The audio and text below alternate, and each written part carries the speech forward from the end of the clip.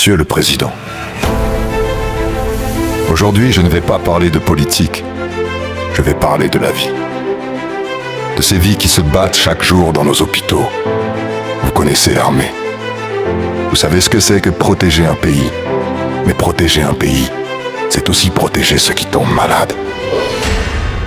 Excellence, allez un jour sans prévenir dans un hôpital public. Pas en chef de l'État. En homme, vous verrez des choses que les rapports ne disent pas.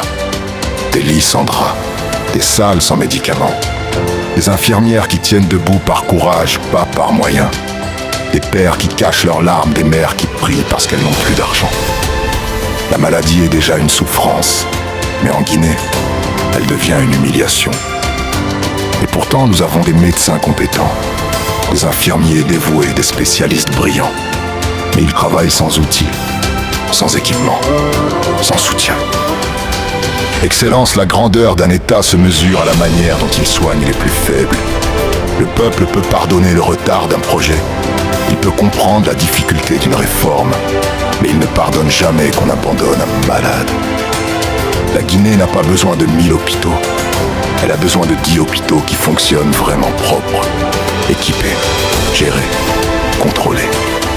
Ce n'est pas une question d'argent, c'est une question de priorité. Monsieur le Président, un pays n'est pas fort parce qu'il a des mines et des soldats. Il est fort quand son peuple peut tomber malade sans avoir peur de mourir faute de soins. Chez nous, les anciens disent « La vie est sacrée, celui qui la protège Dieu lui-même ». Excellence, laissez une trace que personne n'oubliera jamais. Soignez la Guinée.